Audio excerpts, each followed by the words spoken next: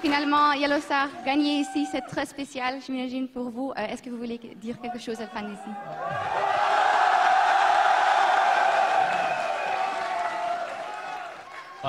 Je pense que la raison pour laquelle on est venu ici pour la phase de poule, c'est parce qu'il y a le plus de matchs, le plus de jours, c'est parce que vous êtes le meilleur public, je pense.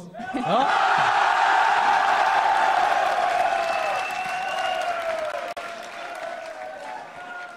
En tout cas, depuis la création de Fnatic, j'ai envie de vous remercier, plus particulièrement au public français, parce que vous étiez beaucoup à y croire, à nous soutenir et m'envoyer beaucoup de messages de soutien. Et j'ai envie de vous dire merci encore une fois. Et c'est grâce à vous. Well, a lot of nice words from Yellow Star for the fans, thanking them and saying that they are one of the best crowds in the world, if not the best, and would thank them for their support to Fnatic throughout the years. Well, thank you guys very much. What a fantastic start to the tournament for Fnatic. And as for us, we're going to go back over to the guys at the desk. Thank you, Shaks. I mean, what an extraordinarily convincing win there for Fnatic right out the gate. Has to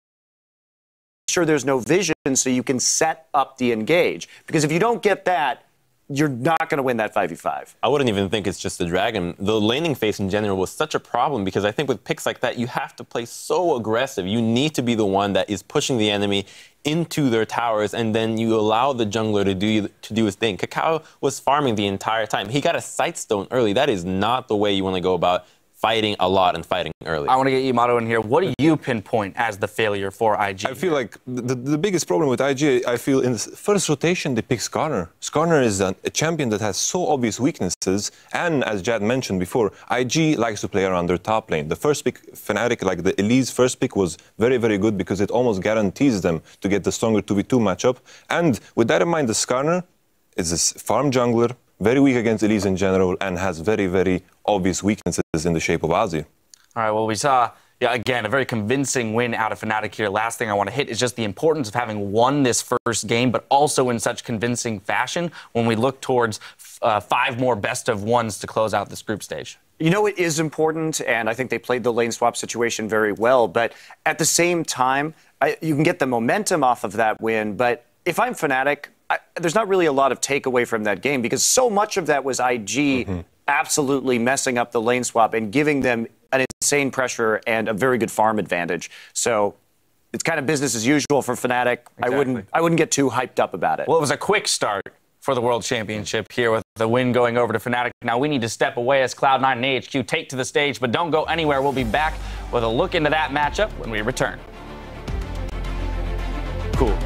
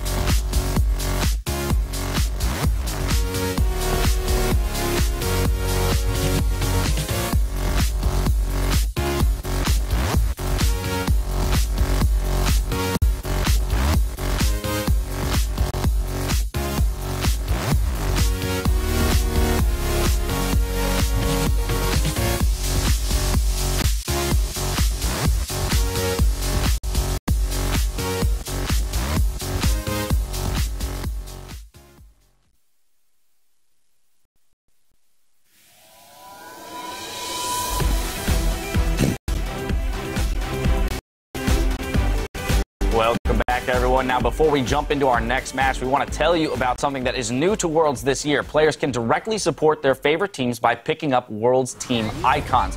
With a team icon equipped during the month of Worlds, you can display a special in-game emote for your team. Now, after patch 521, the emotes will retire as we clean up the confetti, but the icons will stick around.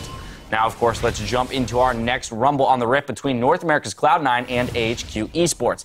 I want to start by looking at AHQ, who were the first team to qualify for Worlds by winning the 2015 LMS Summer Split back in July, going 28-3. So, rather commanding there. Historically, people have pointed to Westor, though, as the player to watch when we get to international play. Is that going to hold true coming into this year?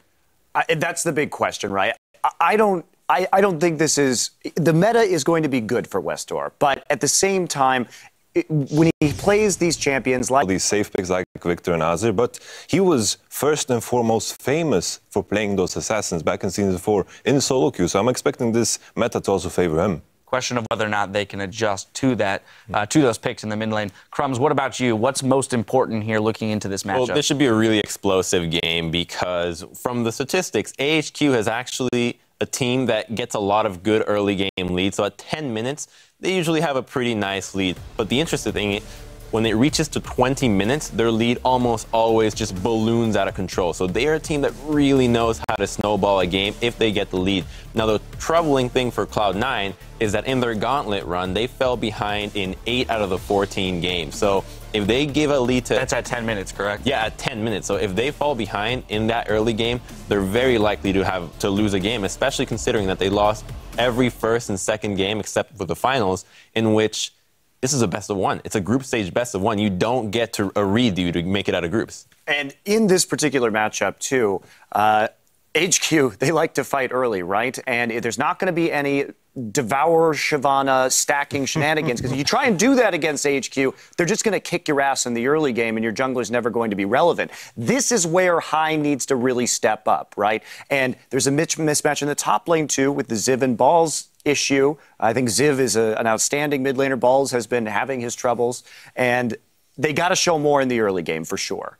I feel like what I'm looking at when I think of HQ, they play this they play like gamble. There's almost zero consistency in how they play. They always gamble, and I feel like this type of play style is good against the worst teams. As an LMS, they don't really have any there's only the top 2 teams. And against Cloud9, I feel it's perfect because they are a bad team. All right, well, so they are a bad team, and that's how it is right now. And you can say, okay, they went through the gauntlet, but at the same time, that was not a challenging gauntlet. I mean, the teams that were in that gauntlet had absolutely fallen apart by that point, and it was basically just Cloud9 picking up the pieces. So with this consideration in mind, with the consideration that they aren't a very strong team coming into Worlds, what do we have to look to? What's that thing, that piece of hope that we can cling to going into this matchup? Where does C9 win it, if not for the Devourer Shyvana jungle? Laning phase. It's got to be the laning phase. I think it's High's shot calling.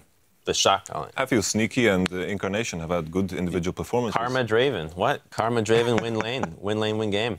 And I say C9's a bad team, but I will never discount High's ability to come up with a creative solution to win a game. He is a fantastic shot caller. He's great in that role, and he can turn things around in a late game in a way that very few players can. All right, well, we've seen some impressive shot calling from him in the past on the international stage. I have a feeling I know where this is going to go, but I'm going to go down the line and get your predictions nonetheless. This time around, we're going to start with Yamato. I think Cloud9 will go 0-6 in their group. So you're predicting the entire group to begin today. He's not just doing game one. All his predictions for Cloud9. That'll be filled in the rest of group stages. Now, I'm hoping that in this long break, because High was plugged into Cloud9 and had to change this role very quickly. Now he's had a few weeks to really level up. So I'm hoping that we're going to see something new, and High has really evolved as a jungler. That said, I don't think that's a realistic expectation, so I'm going to take AHQ here, too. We've gotten ourselves a little out of order. Crumbs, though, I'm assuming you're going with AHQ as well here. I like Cloud9. I like what they did in the gauntlet, but the fact that they lost the first game so many times, and the fact that AHQ's ability to snowball leads out of control is so prevalent, it's very hard for me to want to go with Cloud9. So again, I'm going to have to agree with Monty and Yamato here and go with HQ. All right, second game in a row. We're all in agreement here on the desk, painting a grim picture for Cloud9. Let's send it over to our caster booth to get the game underway. Now, as we go, Westor says the Incarnation and High partnership has made Cloud9's mid lane a serious threat. 他比较不同，他是刺客也会，然后那个维克特也会。那我觉得他也是很厉害的中路。那尤其是他有那个 Jungle High 的配合，那他很会如鱼得水。那我觉得他也是个不容小觑的对手。 Well, we'll find out how much attention AHQ will pay that mid lane. Before we get to the game, let's take a look at the starting lineups for this match. On the blue side, it is, of course, the North American Cloud9, Balls, High, Incarnation, Sneaky, Lemonation, and their coach is Bubadub. And on the red side, we have HQ Esport from the LMS. Ziv is in the top lane. We're of course gonna have Mountain in the jungle. Westo, we just heard from him in the mid lane and as the AD carry. Albus is the support and Backstairs is their coach. And we're about to jump into picks and bans. I'm hoping for an Assassin v Assassin matchup, but it's not what Incarnation was playing really at all in summer. Westor, he loves them. Yeah, there's a lot of talk about how many bans Westor draws as a mid laner. He drew the most Fizz bans of anyone else who was banned in all but 3 of their